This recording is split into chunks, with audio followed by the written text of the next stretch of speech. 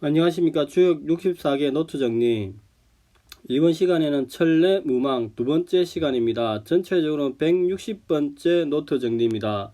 이번 시간에는 천례 무망의 초구의 무망 왕길과 유기 불경학 불치에 대해서 알아보겠습니다.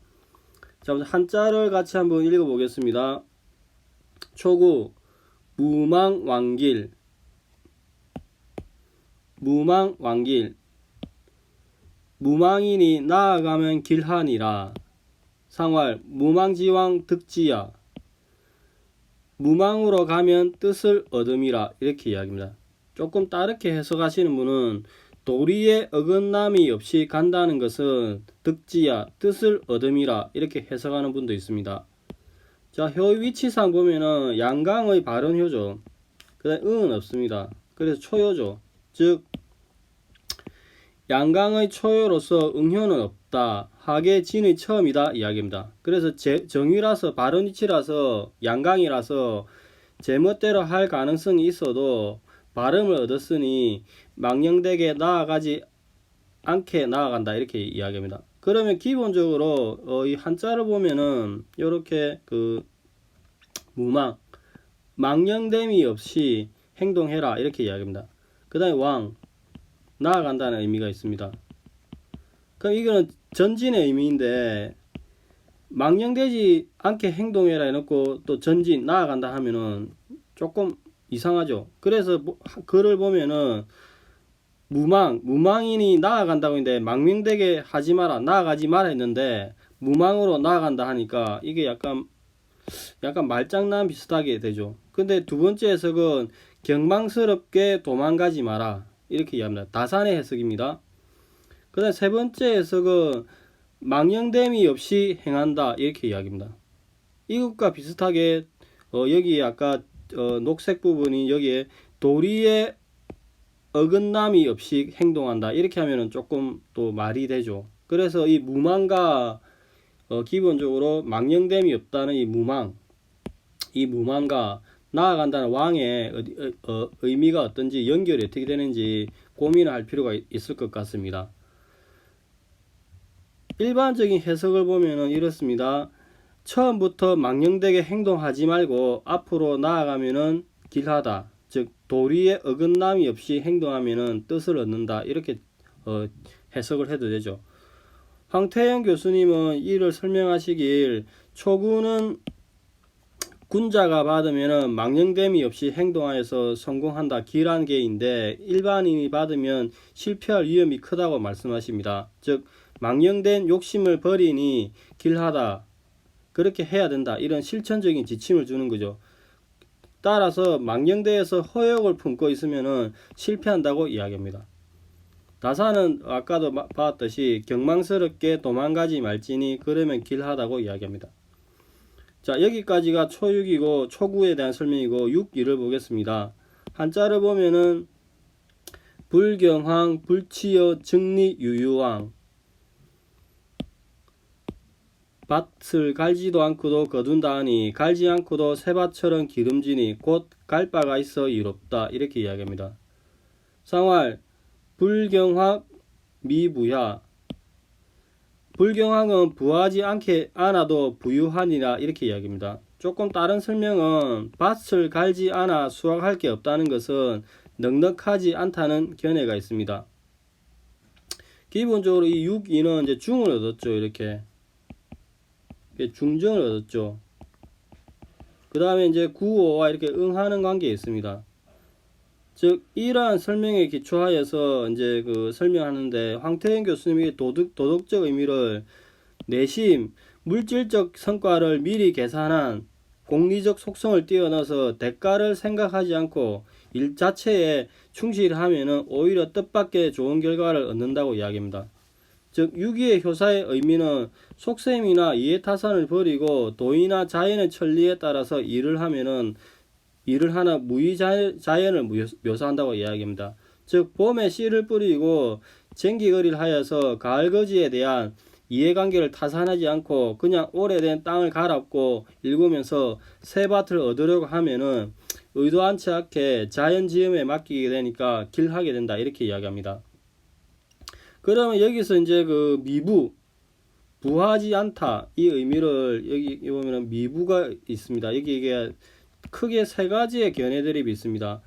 아직 넉넉하지 않다, 부유함을 쫓지 않다고 이야기합니다. 또 다른 기회는 넉넉하지 않다고 이야기하죠.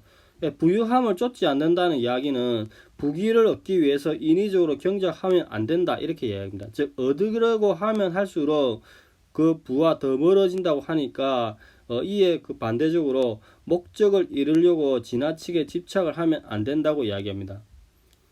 그러면 이제 천례무망, 망령되게 행동하지 마라고 하는 게 이 괴의 기본적인 성질인데, 이 성질을 고려해서 불경학, 불치여, 이게 어떠한 의미를 가는지, 특히 경작할 때 밭의 의미가 무엇인지, 그래 정리유용은 또 어떠한 의미가 가지는지 이제 실제 효를 받았을 때 조금 고민을 할 필요 있죠. 즉 무망을 강조하는 괴의 성질을 고려해서 6.2의 해석에 있어서 불경학과 불치여가 어떠한 상징적 의미를 가지는지 고민을 할 필요가 있을 것 같습니다. 다산의 설명은 조금 뒤에서 다시 보겠습니다. 자, 여기까지가 6.2에 대한 설명이고, 이제 다산의 설명을 같이 보겠습니다. 초구, 무망왕길, 상활, 무망지왕 득지야, 경망스럽게 도망가지 말 것이니 그러면 길할 것이다. 상활, 경망스럽게 도망가지 말라고 한 것은 가지 말고 돌아오면 뜻한 바를 얻게 된다는 것을 말한 것이다. 이렇게 이야기합니다. 자, 그 경망스럽게 도망가지 말라는 이야기는 이 천례무망의 본상으로만 해결하는데, 본상은 기본적으로 천산둔 괴에서 왔죠. 천산둔의 본계가 이렇게 있는데 음이 계속 전진을 하는 상황에서 이렇게 그 강이 3에서 1로 다시 되돌아오는 거죠. 이 상황을 두고 경망스럽게 도망가지 않는다고 이야기합니다. 즉 천산둔계 시절에 유가 3에서 1로 3오게 하고 강이 3에서 1로 오고, 즉 강이 다시 되돌아오니 경망스럽게 떠나가지 않는 것이다 이야기입니다. 즉 초위가 계주가 되니까 본상을 취한다고 이야기합니다. 그 득지, 뜻을 얻는다는 이야기는 이 천례문왕 본계말 보면은 중간에 이렇게 리의 뜻이 있는 거죠. 리가 있어서 이렇게 뜻이 있는 거죠. 그래서 뜻을 얻는다 이렇게 이야기합니다. 자, 여기까지가 초구에 대한 설명이고, 그 6.2를 보겠습니다. 불경학, 불경학, 불치여, 증리, 유유왕, 상활, 불경학, 미부야.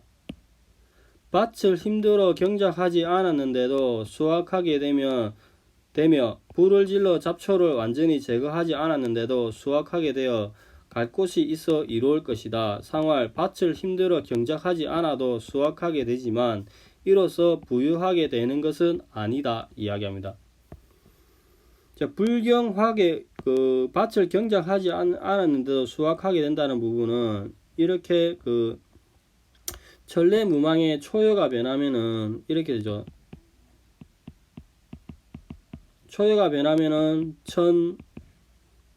이효가 변하면 이렇게 이효가 변하면 이렇게 천택리가 되죠. 이렇게. 자, 이 천택리 지계는 또 다른 모계인 택천캐와 여기 있죠. 택천캐와 그 천풍구에서 왔죠. 그래서 천풍구 택천캐 시절을 보면은 위에는 이렇게 뒤집힌 손의 쟁기가 있다고 합니다. 이 손의 쟁기가 이렇게 뒤집혀 있다는 이야기죠. 그 일을 안 한다 이 말이죠. 일을 안 하니까 당연히 학계건에 건만 있지 고의 흙은 이렇게 없는 거죠.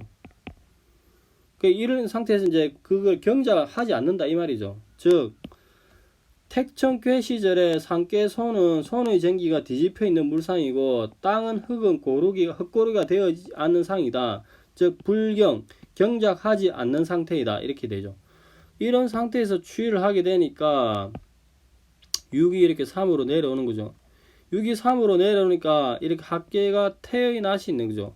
그럼 태의 낫으로 무엇을 하느냐? 원래 있었던 그 천례무망의 이 진의 별을 변다 이 말이죠. 즉 추위를 하게 되면은 6에서 3으로 오게 되면 태의 낫추로 진의 별을 수확한다면 이 전에 원래 있던 무망계 학계 진의 별을 이야기하는 것입니다. 그 다음에 불치여는 이제 그 그 불을 붙여가지고 하는 농사를 이야기하는 겁니다. 화전을 이야기하는 거죠. 그게 보면은 이제 이게 천택리 지게를 보면은 이 지게는 택천캐와 천풍구에서 왔죠. 근데 천풍구에서는 구국계 시절에는 이렇게 제거되지 않은 손의 풀이 있는 거죠. 손의 풀이 있으니 이렇게 추일하면은 리의 풀이 있는 거죠. 그래서 밭을 태우는 거죠.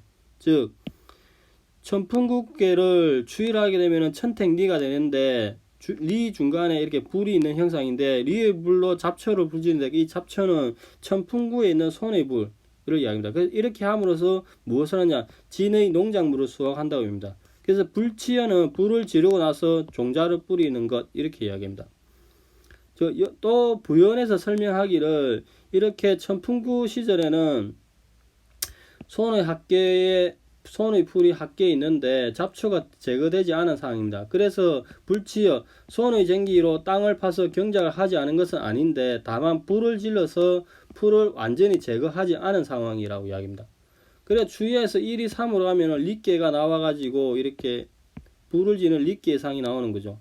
그래서 리의 불로 잡초를 제거하고 진의 농작물을 수확하니까 불치어를 수확한다. 그래 기대하지 뜻밖의 복이 있다 이렇게 합니다. 리는 또 복을 의미하기도 하죠. 근데 갈바가 있어서 이롭다고 한 것은 이렇게 천택리 지게를 보면은 택천캐와 천풍구로부터 왔죠. 이렇게. 그래서 천풍구의 시절에 이렇게 1이 3으로 가니까 태가 나오죠. 태는 이익도입니다. 가을에 하는 이익. 그러니까 이제 갈바가 있어서 이롭다 이렇게 이야기하죠. 그 다음에 그렇게 하여도 넉넉하게 되는 것은 아니다고 이야기하는 것은 이렇게 기본적으로 천례 무망기괴 시절에 이렇게 6,2가 효변하면은 천택리가 되어도 이게 아직 태죠. 완벽한 건이 아니죠. 이 건이 이제 부하다는 뜻인데 이런 효변을 하였으나 아직 2위로서 건을 형성하지 못했기 때문에 원래 자체가 화전이기 때문에 힘들지 않은 경작이라서 부유하게 되는 것은 어렵다, 되지는 않는다 이렇게 이야기합니다. 그 다음 이제 기본적으로 이제 이 손도 나무고 진도 나무인데 아까 이제 뒤집어진 손이 쟁기라고 이제 이 물상을 이렇게 도출을 하는 것입니다. 자, 글을 한번 읽어보겠습니다. 밭을 힘들어 경작하지 않았는데도 수확을 하게 되며 불을 질러 잡초를 완전히 제거하지 않았는데도 수확을 하게 되어 갈 곳이 있어 이로울 것이다. 상활 밭을 힘들어 경작하지 않아도 수확하게 되지만 이로써 부유하게 되는 것은 아니다. 이렇게 이야기합니다. 자, 여기까지가 이제 다산의 설명이고 오늘은 천례무망 초구와 6,2에 대해서 살펴봤습니다. 초구는 무망의 의미와 간다의 의미를 어떻게 연결할지, 여기서 얻게 되는 뜻의 의미가 무엇인지 검토가 필요하고 6,2는 무망계의 괴의 성질을 고려하여서 이 불경확 불치여가 어떠한 의미를 가지는지 검토가 필요하다고 볼 것입니다. 그리고 여기서 미부에 대해서는 학설 대립이 있으니까 이것도 조금 체크를 할 필요가 있습니다. 자, 오늘은 여기까지 하겠습니다. 감사합니다.